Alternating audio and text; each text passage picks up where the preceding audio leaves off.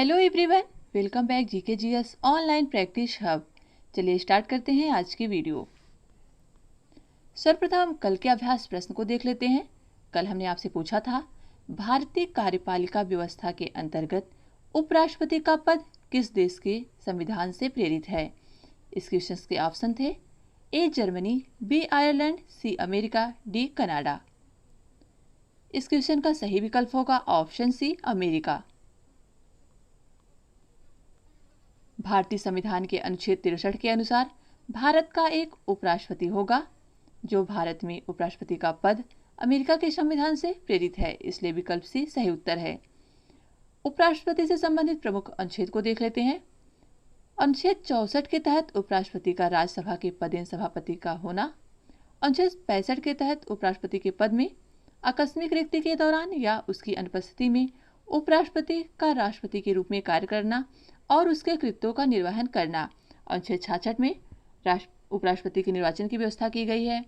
अनुच्छेद 67 में पदावधि की चर्चा है।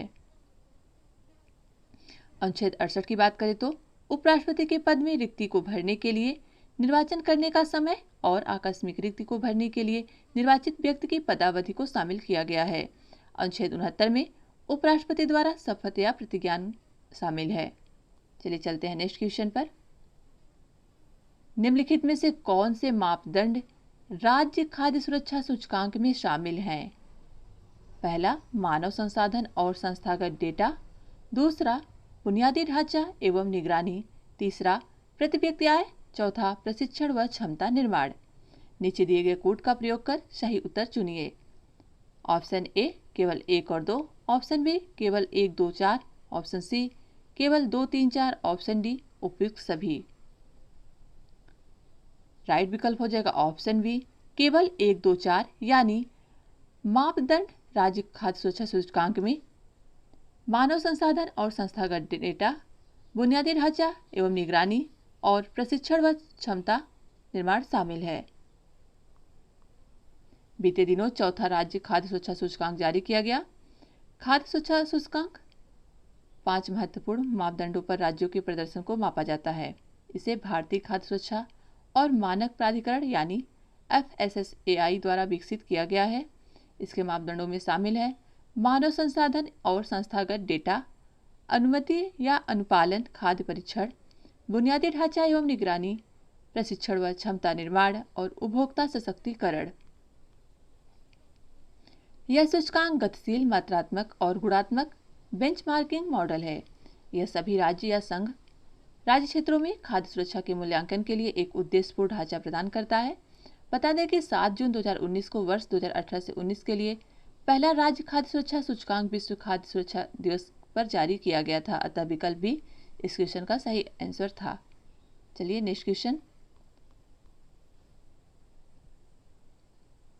अगला क्वेश्चन है, राष्ट्रीय अनुसूचित जनजाति आयोग का उल्लेख संविधान के किस अनुच्छेद में है? इसके ऑप्शंस हैं अनुच्छेद 338, अनुच्छेद 338 ए, अनुच्छेद 338 बी, अनुच्छेद 339। इस क्वेश्चन का सही विकल्प होगा ऑप्शन बी। अनुच्छेद 338 ए में राष्ट्रीय अनुसूचित जनजाति आयोग का उल्लेख है। बीते दिनों केंद्रीय गृह मंत्री अमित शाह द्वारा नई दिल्ली में राष्ट्रीय जनजाति अनुसंधान संस्थान के नए भवन का उद्घाटन किया गया। राष्ट्रीय अनुसूचित जनजाति आयोग यानी NCST की स्थापना अनुच्छेद 338 में संशोधन करके और संविधान संशोधन 89 के तहत अधिनियम 2003 के माध्यम से संविधान में एक नया अनुच्छेद 338 ए अंतः स्थापित करके की गई थी। इसका उद्देश्य जनजाति लोगों को प्रदान किए गए विभिन्न सुरक्षा उपायों के क्रियान्वयन की निगरानी करना और सुरक्षा उपायों के कामकाज का मूल्यांकन करना। इसकी संरचना के बारे में बात करें तो इस आयोग में एक अध्यक्ष, एक उपाध्यक्ष और 3 पूर्णकालिक सदस्य, जिनमें एक महिला सदस्य शामिल होती हैं। सदस्यों में कम से कम एक सदस्य महिला होनी चाहिए। कार्यकारी अध्यक्ष, उपाध्यक्ष और NCST के सदस्यों का कार्यकाल पदभार ग्रहण करने की तिथि से लेकर 3 वर्ष तक का होता है। इसके सदस्य 2 से अधिक कार्यकाल के लिए नियुक्ति के पात्र नहीं होते। अतः विकल्प भी सही उत्तर है। आगे बढ़ते हैं। नेक्स्ट क्वेश्चन, अभ्यास खान क्वेस्ट यानी एक्सरसाइज खान क्वेस्ट निम्नलिखित में से किस कमांड द्वारा सह प्रायोजित सैन्य अभ्यास है? इस क्वेश्चन के विकल्प हैं A US Indo Pacific command, B Indian western command, C चीनी सैन्य अप कमांड, डी उपयुक्त में से कोई नहीं। इस क्वेश्चन का सही विकल्प है option A US Indo Pacific command.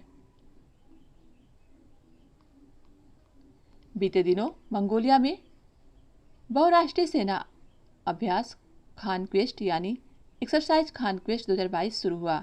इस साल यह एक्सरसाइज भारत समेत 16 देशों की सैनिक टुकड़ियां हिस्सा ले रही हैं।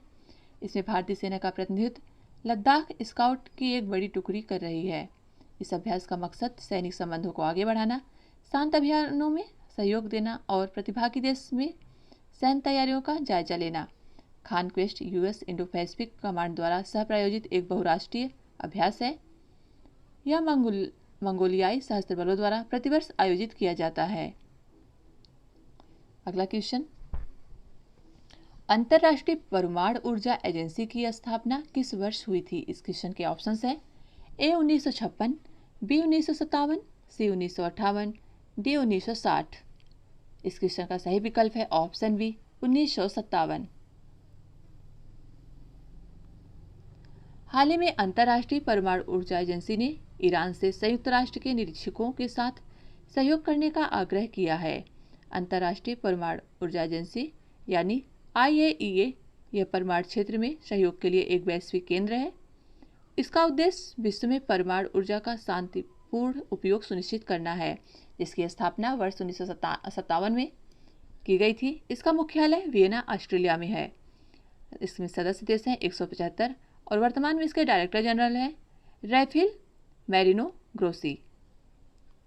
चलिए, यह दुनिया भर में परमाणु प्रौद्योगिकी और परमाणु ऊर्जा के शांतिपूर्ण उपयोग में वैज्ञानिक एवं तकनीकी सहयोग हेतु एक अंतर्राष्ट्रीय अंतर सरकारी मंच के रूप में भी कार्य करता है। यह संयुक्त राष्ट्र महासभा और सुरक्षा परिषद दोनों को रिपोर्ट करता है। बता दें कि यह संगठन संयुक्त राष्ट्र के प्रत्यक्ष नियंत्रण में नहीं आता। चलिए अगले क्वेश्चन पर, पर्यावरण प्रदर्शन सूचकांक के संबंध में असत्य कथन का चयन कीजिए। इस क्वेश्चन के ऑप्शंस देख लेते हैं पहले। ए इसकी शुरुआत वर्ष 2022 में पर्यावरण स्थिरता सूचकांक के रूप में हुई। बी यह द्विवार्षिक रूप से जारी करता है। सी इस साल इस सूचकांक में भारत सबसे निचले पायदान पर है। डी उपयुक्त में से कोई नहीं। इस क्वेश्चन का सही विकल्प होगा ऑप्शन डी उपयुक्त में से कोई नहीं, यानी ये सभी विकल्प सही हैं। इसकी शुरुआत 2002 में पर्यावरण स्थिरता सूचकांक के रूप में हुई थी। यह द्विवार्षिक रूप से जारी किया जाता है। इस साल इस सूचकांक में भारत सबसे निचले पायदान पर है। बीते दिनों पर्यावरण प्रदर्शन सूचकांक यानी इन्वायरमेंट परफॉर्मेंस इंडेक्स EPI 2022 जारी किया गया। इस साल इस सूचकांक में 180 देशों की सूची में डेनमार्क पहले पायदान पर, जबकि भारत 180वें स्थान पर यानी सबसे निचले पायदान पर रहा। पर्यावरण प्रदर्शन सूचकांक यानी इन्वायरमेंट परफॉर्मेंस इंडेक्स यह जलवायु परिवर्तन प्रदर्शन, पर्यावरणीय स्वास्थ्य और पारिस्थितिकी तंत्र पर देशों को रैंक प्रदान करता है। इन देशों को 11 कैटेगरी में 40 परफॉर्मेंस इंडिकेटर्स के आधार पर मापा जाता है। यह द्विवार्षिक रूप से जारी किया जाने वाला सूचकांक है। यह सूचकांक L centre for environmental law and policy तथा कोलंबिया विश्वविद्यालय के centre for international earth science information network की संयुक्त पहल है। वर्ष 2002 में इसे पर्यावरण स्थिरता सूचकांक के रूप में शुरू किया गया था।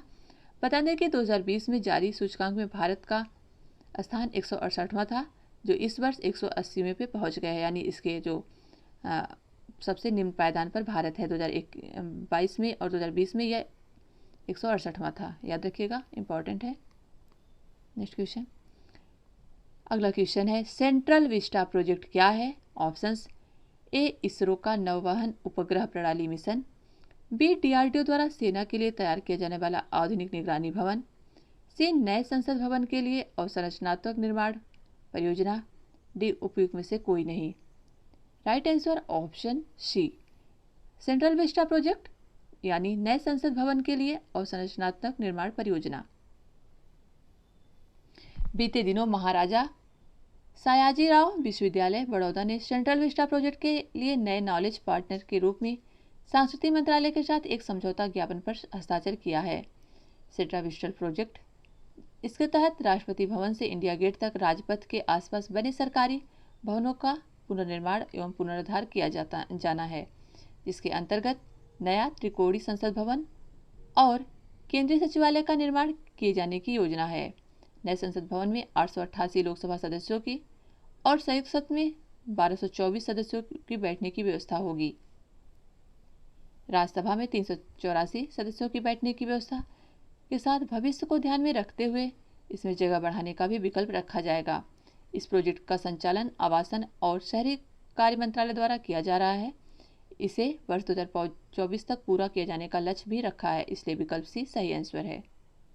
नेक्स्ट क्वेश्चन, आर्थिक समृद्धि से क्या अभिप्राय है? ऑप्शंस ए, वर्तमान पीढ़ी के विकास को साथ साथ भविष्य का भी आर्थिक विकास करना। बी, केवल वर्तमान पीढ़ी का आर्थिक विकास करना। सी, किसी देश के सामाजिक एवं आर्थिक ढांचे में विकास। डी, देश में वस्तुओं और सेवाओं के उत्पादन में वास्तविक वृद्धि। आर्थिक समृद्धि यानी देश में वस्तुओं और सेवाओं के उत्पादन में वास्तविक वृद्धि, यानी डी विकल्प राइट है। हाल ही में विश्व बैंक ने चालू वित्त वर्ष 2022-23 के लिए भारत के जीडीपी ग्रोथ रेट का अनुमान घटाकर 7.5% कर दिया है। आर्थिक समृद्धि यानी इकोनॉमिक्स ग्रोथ, इसका अभिप्राय देश में वस्तुओं और सेवाओं के उत्पादन में वास्तविक वृद्धि से है, इसलिए विकल्प डी सही उत्तर है। इसके लिए सकल घरेलू उत्पाद जीडीपी, राष्ट्रीय आय और प्रति व्यक्ति आय में वृद्धि ज्ञात की जाती है। इसका संबंध जीडीपी के किसी घटक जैसे उपभोग, सरकारी व्यय, निवेश, शुद्ध निर्यात में उत्तरोत्तर वृद्धि से है। यह मात्रात्मक कारकों जैसे वास्तविक सकल घरेलू उत्पाद अथवा प्रति व्यक्ति आय में वृद्धि के द्वारा मापी जाती है। यह अर्थव्यवस्था में मात्रात्मक परिवर्तन लाती है। यह एक तरह की संकीर्ण अवधारणा है, जबकि आर्थिक विकास एक व्यापक अवधारणा है। यह अल्पकालीन प्रक्रिया को दर्शाती है। चलते हैं नेक्स्ट क्वेश्चन पर। अगला क्वेश्चन है, पीएम दक्ष योजना के संबंध में निम्नलिखित कथनों पर विचार कीजिए। पहला है, यह एक प्रकार का कौशल विकास प्रशिक्षण कार्यक्रम है। दूसरा, इसे शिक्षा मंत्रालय द्वारा क्रियान्वित किया जा रहा है। नीचे दिए गए कोड का प्रयोग कर सही उत्तर चुनिए। ए, केवल एक। बी, केवल दो। सी, एक और दो दोनों। डी, न तो एक और न ही दो। इस क्वेश्चन का सही विकल्प है ऑप्शन ए, केवल एक। पीएम दक्ष योजना, जिसका पूरा नाम है प्रधानमंत्री दक्षता और कुशलता संपन्न हितग्राही, जिसका प्रारंभ 2020-21 के दौरान हुआ। यह सामाजिक न्याय और अधिकारिता मंत्रालय द्वारा चलाई जा रही है, न कि शिक्षा मंत्रालय द्वारा, इसलिए विकल्प ए सही उत्तर है।